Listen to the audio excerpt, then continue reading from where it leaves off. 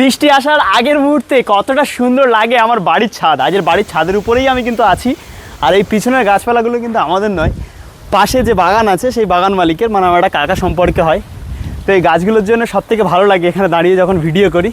হাঁপিয়ে গেছি, ভেবেছি যে বৃষ্টি আসার আগে ছাদে চলে আসবো, এসে আপনাদেরকে দেখানোর চেষ্টা করব। এরা বিশেষ করে এই জল ট্যাঙ্কটা আছে এখানে, এই জল ট্যাঙ্ক এবং এখানকার গাছপালা মিলিয়ে একটা সুন্দর প্রাকৃতিক সৌন্দর্য কিন্তু আমরা উপভোগ করি।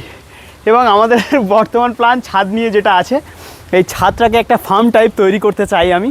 মানে ছাদের যে সমস্ত জায়গাগুলো এখন ফাঁকা দেখতে পাচ্ছেন আপনারা, সম্পূর্ণটা ক্লিয়ার করা হয়েছে।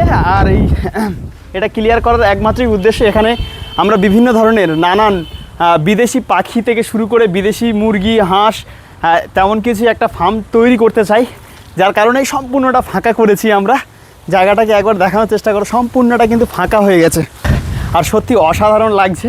আর এখানে কিছু কিছু আমি যে সমস্ত গাছপালাগুলো বসিয়েছিলাম, আর অনেক দিন ধরেই ছাদে আসা হয় না, যে পরিষ্কার করেছে সে দেখেছে। আর এদিকে দেখো পরিস্থিতি কত সুন্দর লাগছে, দেখেছো?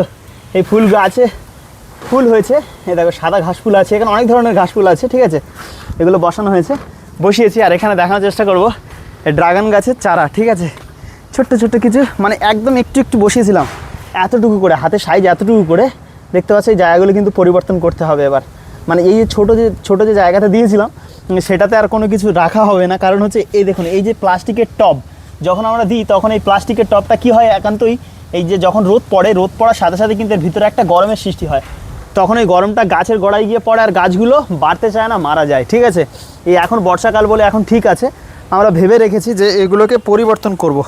মানে এগুলোকে পাল্টে বড় কোনো একটা জার বা কোনো কিছুতে একটা দেবো, সেটাই মানে প্ল্যানিং করা আছে। আর এই দেখো এখন পরিস্থিতি দেখো, সামনেই কিন্তু ক্যানিং মাতলা রিভার, ঠিক আছে?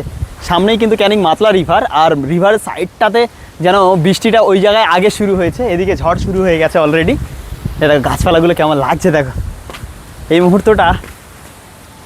মুহূর্তটা সত্যি অসাধারণ একটা দৃশ্য আপনাদের সামনে তুলে ধরার চেষ্টা করলাম বা দেখানোর চেষ্টা করলাম।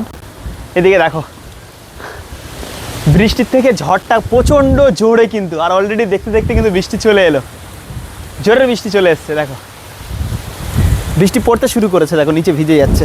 ক্যামেরাতে কতটা বোঝা যাবে জানি না, নিচে ভিজতে শুরু করেছে, দেখতে পাচ্ছ? জাস্ট অসাধারণ দৃশ্য। আমার এই বাড়ির ছাদে এলে এটাই মানে সব থেকে ভালো লাগে আমার কাছে। যারা যারা ভিডিও দেখেন তাদেরকে বলবো অবশ্যই এই ভিডিওটি বেশি পরিমাণে শেয়ার করবেন।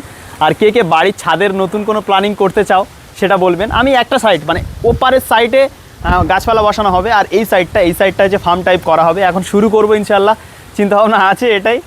আর দেখা যাক কতদূর কী হয়, আর এই ছাদের ওপর প্ল্যানিং কেমন হতে পারে, সত্যি কি ভালোভাবে করলে সেটাও আপনারা অবশ্যই কমেন্ট করবেন।